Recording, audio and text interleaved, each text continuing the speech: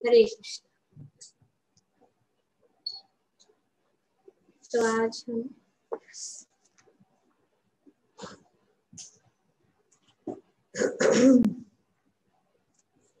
श्रीमद् भागवतम के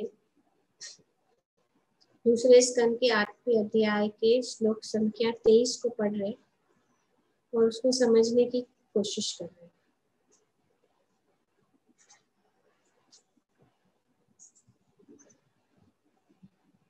तो इस अध्याय में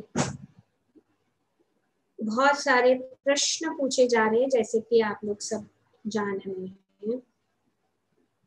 श्री परीक्षित महाराज सुखदेव गोस्वामी को बहुत सारे प्रश्न पूछे। श्री प्रभुपाद जी आपने अपने तात्पर्य में कहते हैं कि शुद्ध भक्त को यह सब अच्छी तरह से जानना चाहिए। इसलिए महाराज परीक्षित ने पूरी तरह जान लेने की जिज्ञासा प्रकट की। यही कारण है कि शुद्ध भक्त को सब कुछ अच्छी तरह से, ऐसा नहीं कुछ कुछ, सब कुछ अच्छी तरह से जानना चाहिए। तो इसीलिए श्री परीक्षित महाराज जो भगवान के शुद्ध भक्त, यहाँ पे अनेक अनेक प्रश्न पूछे। तो इस श्लोक में भी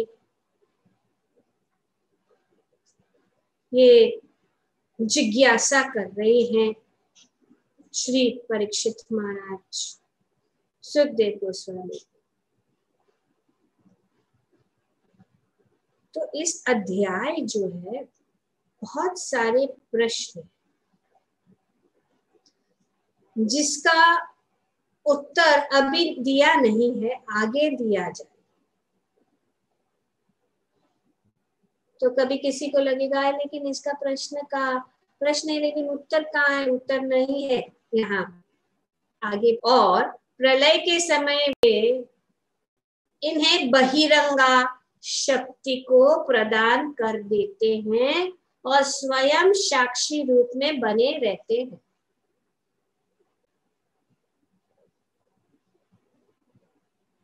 श्री प्रभुपाद जी बताते हैं कि भगवान श्री कृष्ण पूर्ण पुरुषोत्तम भगवान होने तथा समस्त अन्य अवतारों के स्रोत होने के कारण वे ही एकमात्र स्वतंत्र पुरुष है।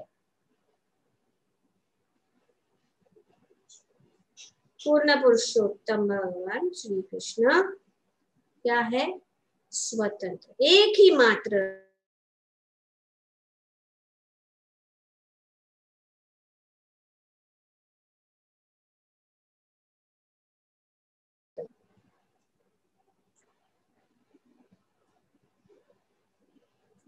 विपरीत चीज को भी अनुकूल कर सकते। वे जैसे चाहे वैसे वे कर सकते। हम अगर चाहते हैं कुछ, हम बहुत चीजें चाहते हैं कि ऐसा होना चाहिए वैसा होना चाहिए, कभी होता है कभी नहीं होता, निश्चित नहीं है। लेकिन भगवान के साथ ऐसा नहीं।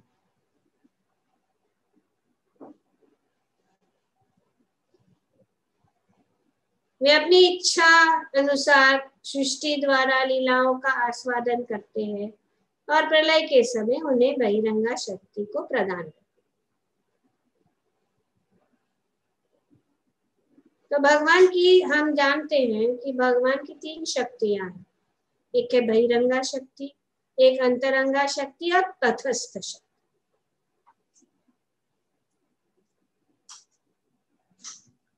भगवान का कोई बहिरंगा शक्ति और दूसरी कोई शक्ति से कोई लेना नहीं।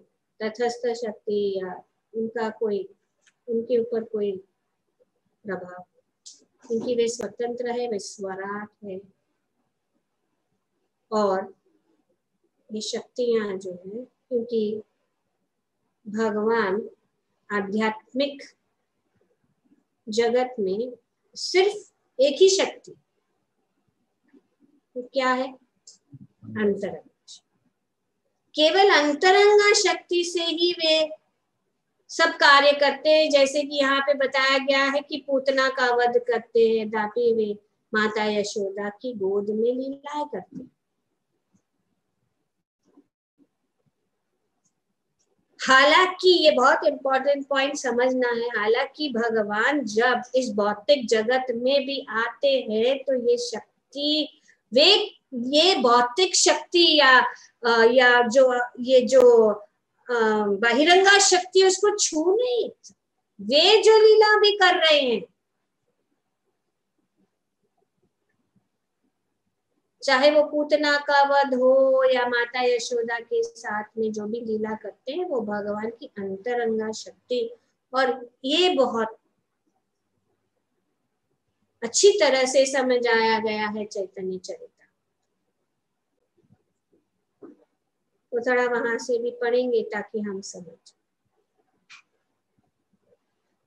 जब वे इस संसार से प्रयाण करना चाहते हैं तो वे अपने ही वंश यदुकुल के संहार की लीला रचते हैं और ऐसे विनाश से अप्रभावित बने रहते हैं। वे प्रभाव जो भी वो कार्य करते हैं, वे जो है स्वतंत्र, चाहे वो अपना ही कुल का विनाश कर रहे या असुरों का विनाश कर रहे, या माता यशोदा के साथ प्रेम पूर्वक वात्सल्य रस में आदान प्रदान,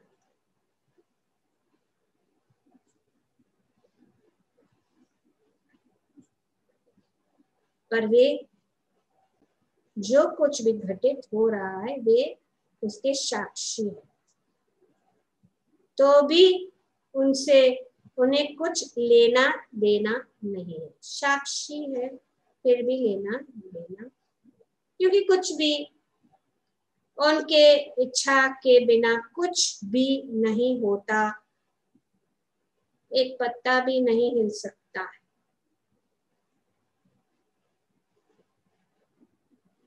पर वे स्वतंत्र है। तो भगवान जो है, भगवान की अंतरंगा शक्ति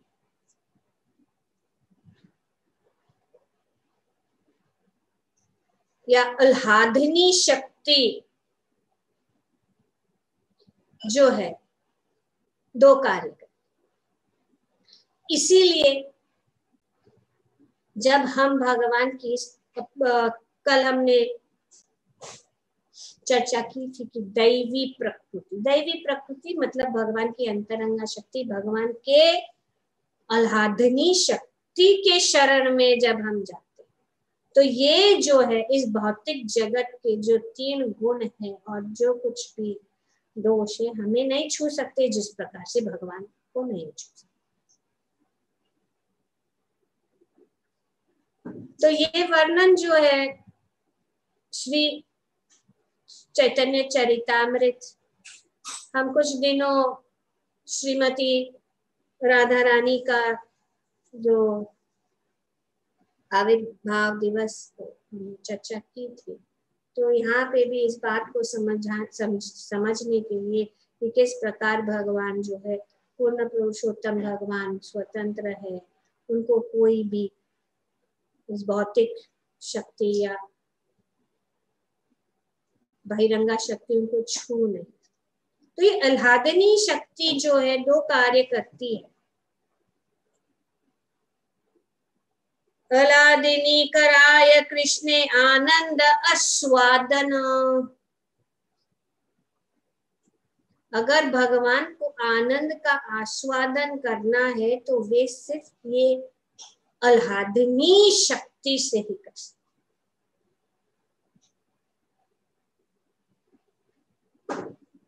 आह्लादिनी कराय कृष्णे आनंद स्वादन, आह्लादिनी द्वारे करे भक्तेर पोषण। वे 2 कार्य करती है भगवान की आह्लादिनी शक्ति जो है, भगवान दो कार्य करते हैं, भगवान को आनंद देती है और भक्तों का पोषण। ये आह्लादिनी शक्ति कृष्ण को आनंद देती है और उनके भक्तों का पोषण करती है। ये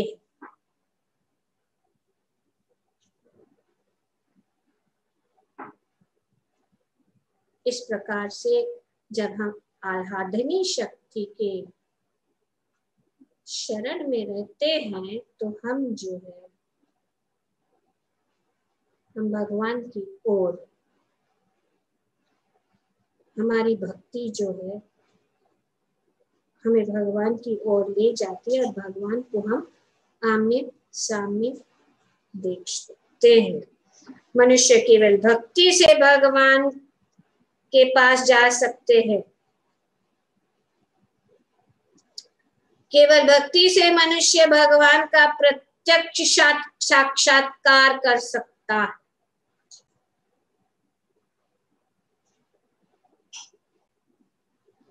वैदिक शास्त्र बतलाते हैं कि परम सत्य अर्थात पूर्ण पुरुषोत्तम भगवान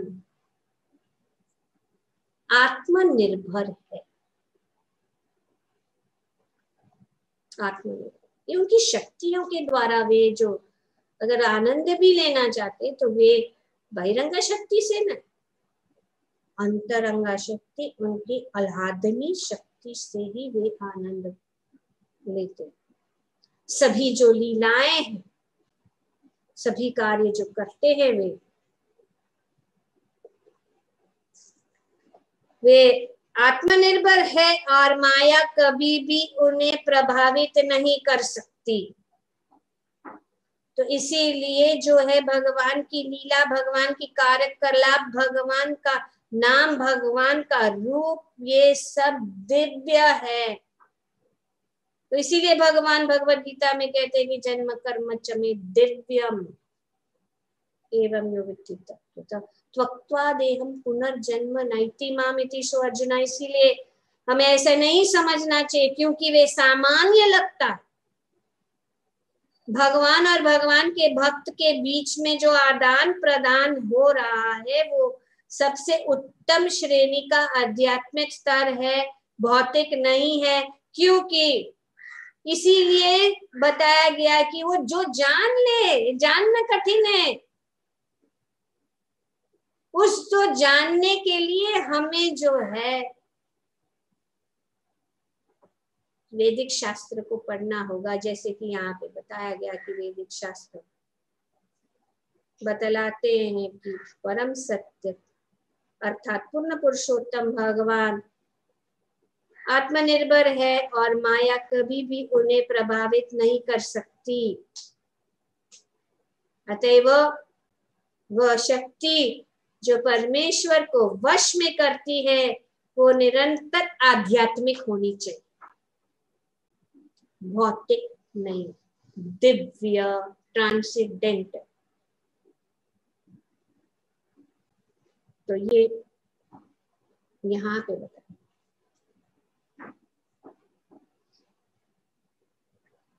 और पूर्ण पुरुषोत्तम भगवान द्वारा भोगा गया जाने वाला आनंद भौतिक नहीं हो सकता। चाहे वे भौतिक जगत में भी वे आए या जहां पे भी वे अवतार लेते हैं, वे भौतिक नहीं होता, वो आध्यात्मिक है। क्योंकि आध्यात्मिक शक्ति से ही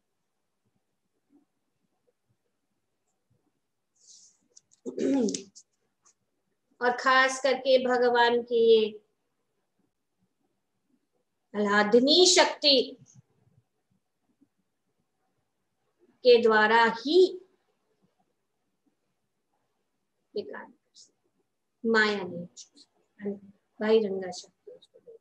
और हमने पढ़ा भी पहले भी कि माया जो लज्जित होकर से दूर रहती, उनके पास ही नहीं, छू ही नहीं सकती। ये सभी शास्त्रों का प्रभाव। तो ये समझ, तब हम समझेंगे कि ये लीलाएं जो भगवान कर रहे कितने उत्तम, दिव्य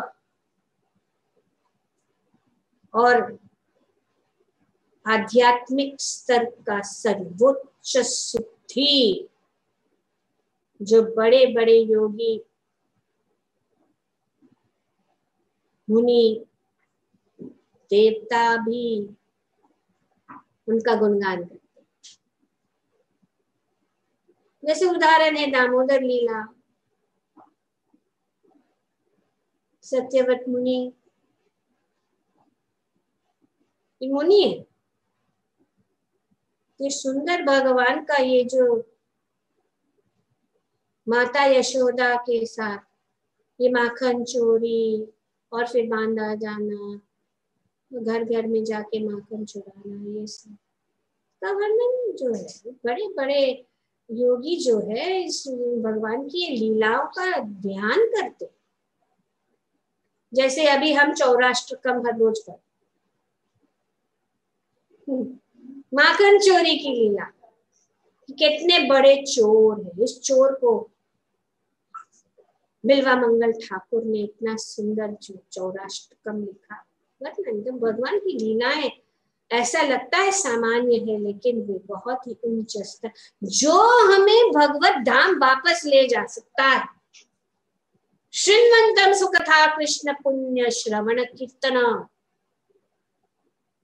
का श्रवण करने मात्र से ही हम भगवान के धाम पहुंच जा सकते।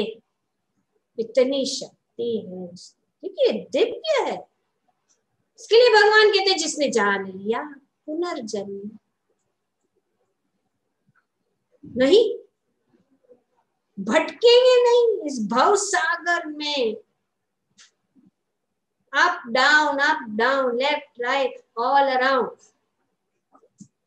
एग्जिट नहीं पता।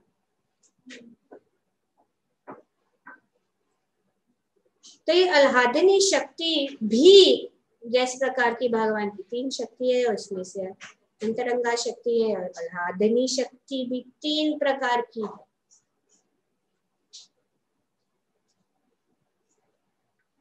इसका वर्णन बहुत सुंदर रूप में चैतन्य चरितामृत में वर्णन किया। आह्लादनी उनके आनंद का पक्ष है। आह्लादनी आनंद किससे लेते हैं? भगवान आह्लादनी शक्ति से। उनकी प्रतीक है श्रीमती राधा।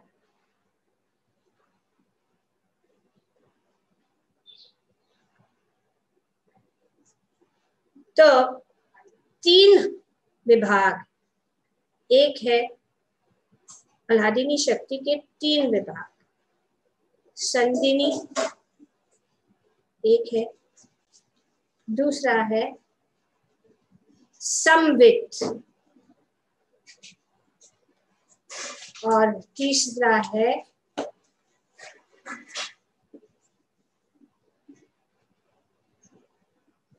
संवित, संधिनी और आह्लादनी। तो ये 3 है, आह्लादनी, संधिनी और संवित। जब दिव्य शक्ति के से पूर्ण पुरुषोत्तम भगवान अपने अस्तित्व बनाए रखते हैं, वह संधिनी कहलाती है। अपने अस्तित्व को बनाए रखते शक्ति के द्वारा। कौन सी? ये नहीं, संधिनी शक्ति। तो अंतरंगा शक्ति के 3 ये विभाग है, जो है संधिनी, संवित और आह्लादनी। संधिनी मतलब भगवान ही मेंटेन्स हिज एग्जिस्टेंस।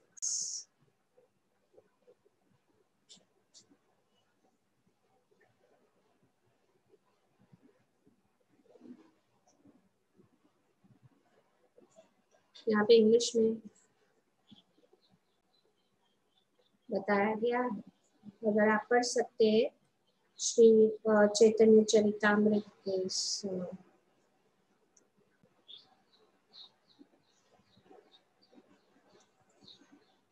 चौथे अध्याय के श्लोक संख्या 62। तो मेंटेन्स हिज एक्सिस्टेंस। जब दिव्य शक्ति से पूर्ण पुरुषोत्तम भगवान अपना अस्तित्व बनाए रखते हैं वो संदिनी कहलाती है। दूसरा है जिस दिव्य शक्ति से वे अपने आप को जानते हैं और दूसरों को अपने बारे में जानने देते हैं वो है संबित। संबित कहलाती, जिससे वो अपने आप को भी जानते हैं और दूसरों को भी अपने बारे में जानने देते हैं, उसको कहते हैं संबित। तो ये जो है भगवान की ये जो अंतरंगा शक्तियां हैं, उन शक्तियों से ही भगवान जो होता है। जिस दिव्य शक्ति से वे दिव्य आनंद को धारण करते हैं और भक्तों को आनंद प्रदान करते हैं, वह इल्हादनी शक्ति कहलाती है।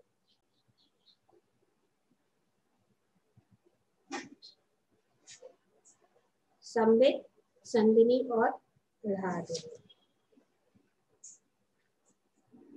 तो यहाँ पे ये बताया गया है कि बहुत सुंदर रूप से इसमें वर्णन किया गया है चैतन्य चरितामृत में। तो यहाँ पे बताया गया है कि जब वे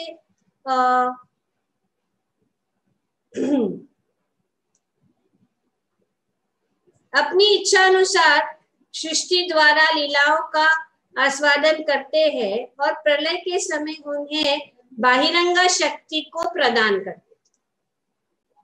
तो जब वे सृष्टि के बाद में जो उनकी ये जो शक्ति, जब भगवान जो है अपने अंतरंगा शक्ति से कार्य करते, लेकिन जब उनकी लीलाएं समाप्त हो जाती है तो वे जो है बाहिरंगा शक्ति को वो प्रदान करते हैं।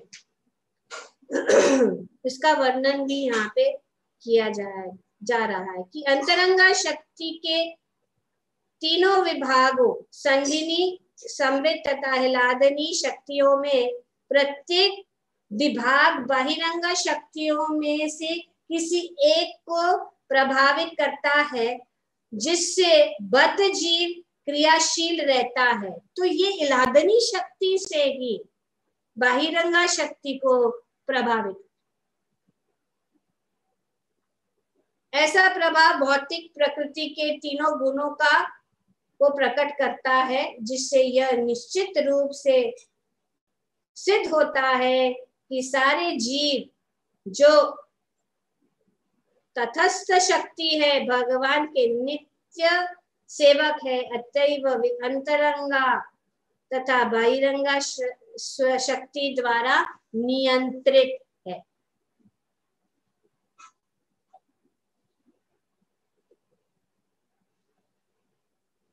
तो इस प्रकार से भगवान के शक्तियों के द्वारा जो है जीव जो है बद्ध जीव अंतरंगा शक्ति, बाहिरंगा शक्ति और तटस्थ शक्ति से नियंत्रित है। इसीलिए यहाँ पे बताया गया कि वे साक्षी के रूप, इस प्रकार से वे सभी चीज से कनेक्टेड है और इस प्रकार से वे है भी नहीं लेकिन है।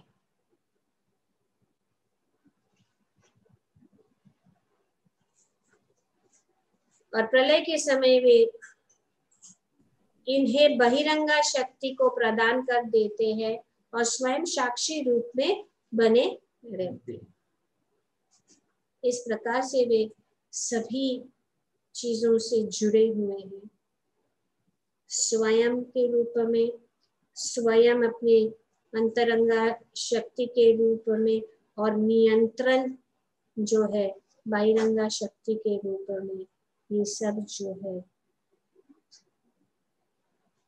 उनसे जुड़े हुए हैं और वे साक्षी रहते हैं और जो कुछ भी घटित हो रहा है वे उनके साक्षी है। जो भी उससे उन्हें कुछ